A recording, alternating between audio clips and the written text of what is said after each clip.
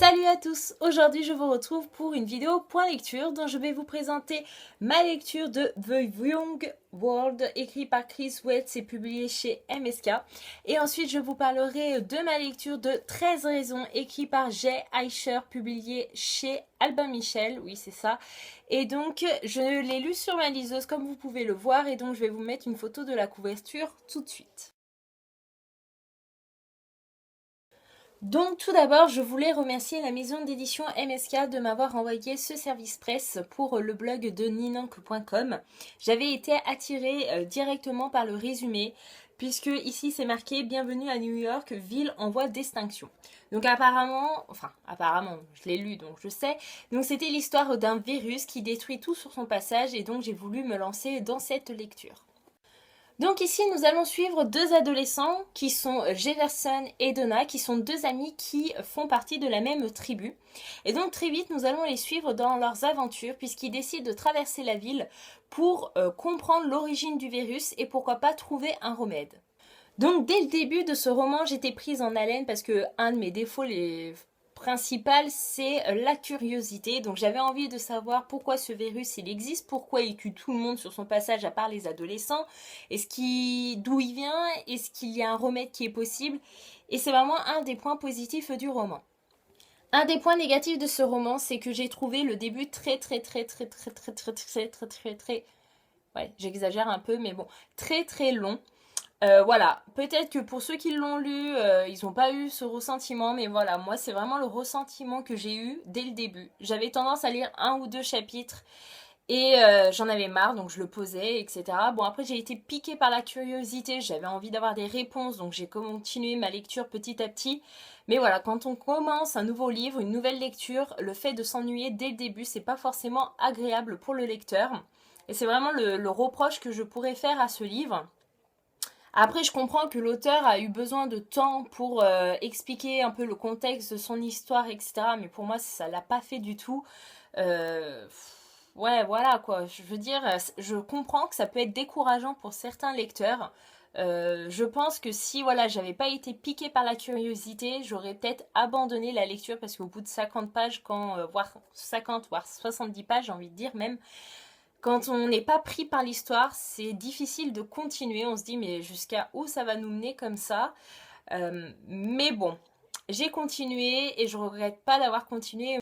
Un des points positifs de ce roman, c'est l'alternance des narrateurs. On a un chapitre écrit du point de vue de Jefferson et l'autre chapitre du point de vue de Donna. Et c'est pas plus mal puisque ça rend un peu la lecture fluide, j'ai envie de dire. Lorsqu'on commence à se lasser du narrateur, par exemple de Donna, bah voilà, on passe à l'autre et c'est pas plus mal. Je vais pas vous le cacher, mais j'ai eu beaucoup de mal avec les personnages. Je sais que c'est des adolescents donc qui ont entre 15 ou 18 ans, un truc comme ça. Mais ils étaient vachement immatures. Ensuite, l'auteur, comment vous dire? Par exemple, Donna raconte un chapitre, et entre parenthèses, elle va se faire des remarques à elle-même, mais des fois c'était d'un humour assez lourd, et ça l'a pas fait avec moi. Ouais, je sais, voilà, ça l'a pas fait, hein. Pourtant, je suis une fille assez rigolote, hein, pour ceux qui me connaissent dans la vraie vie. Mais là, ça l'a pas fait. Et ensuite, j'avais aussi l'impression que l'auteur cherchait à me donner une leçon de morale concernant le monde dans lequel je vis actuellement. Bah oui, aujourd'hui, on est des jeunes, faut vivre avec son temps, j'ai envie de dire, on est des jeunes, avec la technologie, les téléphones, l'eau courante. Bah oui, mais nous, on n'y peut rien. Si ça existe aujourd'hui, voilà, c'est tant mieux pour nous, j'ai envie de dire.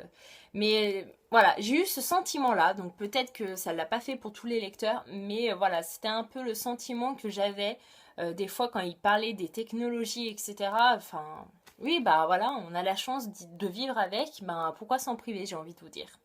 Donc comme vous avez pu le comprendre, c'est une lecture assez mitigée pour moi, il y a des points positifs, des points négatifs.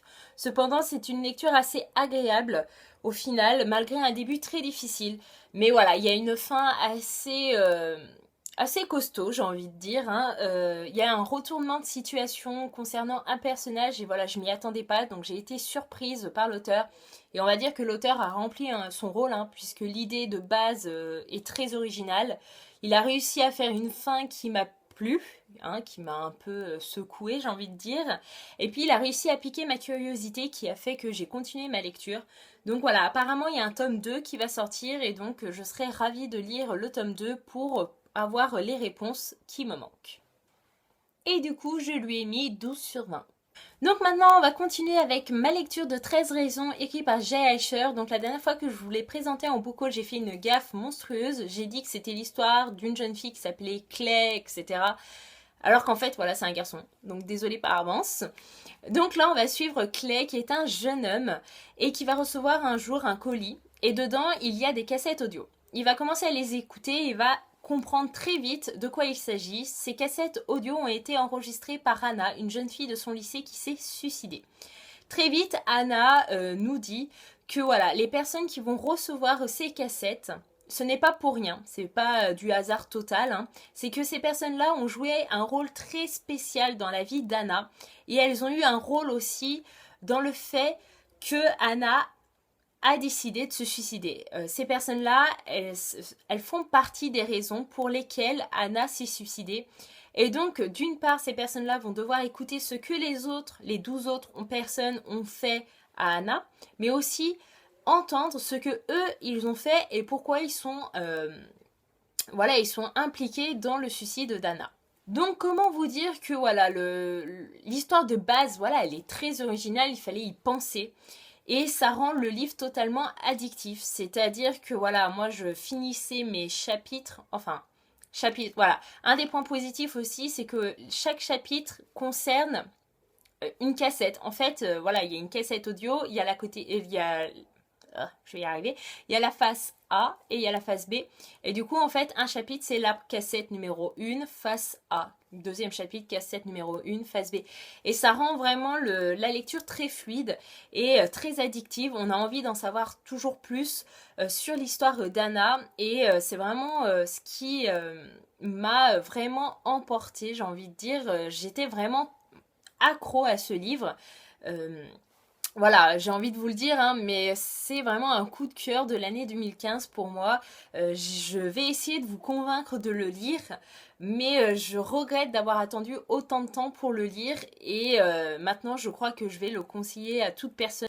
Donc ensuite, l'auteur a fait un truc mais de malade avec ce livre. Tout d'abord, son personnage principal est totalement touchant. Voilà, j'ai été touchée par le personnage d'Anna. J'ai trouvé que sa vie était très désagréable. Elle a dû passer par des choses totalement horribles et je peux comprendre qu'elle en ait eu marre. Ce livre parle de sujets très tabous comme la sexualité, l'harcèlement, des choses pas forcément agréables pour les jeunes, surtout quand dans leur famille on n'en parle pas plus que ça. J'ai envie de vous dire que ce livre m'a totalement retournée, donc c'est peut-être pour ça que j'arriverai difficilement à en parler parce que voilà, je l'ai fini il n'y a pas longtemps et j'arrête pas d'y penser à ce livre. J'ai limite envie d'y retourner, de le relire, de le redécouvrir, mais je vais pas le redécouvrir parce que voilà, je sais comment ça se termine, je sais qui c'est qui a fait quoi. Mais voilà, ce livre m'a vraiment retourné le cibolo, j'ai envie de dire. J'étais dans un état incompréhensible à la fin de ma lecture. Je me sentais à la fois mal, mais j'étais aussi touchée par ce que Anna a pu vivre, ce qu'elle a pu penser à certains moments, mais aussi ce qu'elle a pu endurer. Ensuite aussi dans ce livre, on pourrait dire qu'il y a une leçon de vie à la fin, puisqu'on s'aperçoit qu'on ne vient pas forcément en aide aux personnes qui en ont besoin, tout simplement parce qu'on n'a pas conscience des problèmes, des difficultés, mais aussi de leur mal-être. Et c'est peut-être ça qui fait que certains décident d'arriver au point de se suicider. Et on ne peut pas être insensible à cela. Donc voilà, comme je vous l'ai dit, c'est vraiment un coup de cœur. Je suis désolée, mais j'arrive pas à trouver mes mots. J'ai envie de vous le conseiller. Voilà, toute personne passant par ma chaîne ou par ma page Facebook, voilà, allez-y, je vous promets, vous n'allez pas le regretter. Moi, j'ai adoré, j'ai trouvé ça tellement addictif. J'étais totalement accro. C'est le premier roman que je lis de Jay Asher, mais j'en ai un deuxième dans ma pile à lire. Il s'agit de Profil.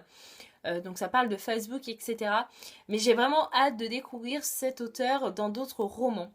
Et comme vous pouvez vous en douter, je lui ai mis 20 sur 20. Et voilà, mon point lecture est enfin terminé. N'hésitez pas à me dire en commentaire si vous avez lu un des livres que je vous ai présentés. Et je vous dis à bientôt dans une prochaine vidéo. Bye bye!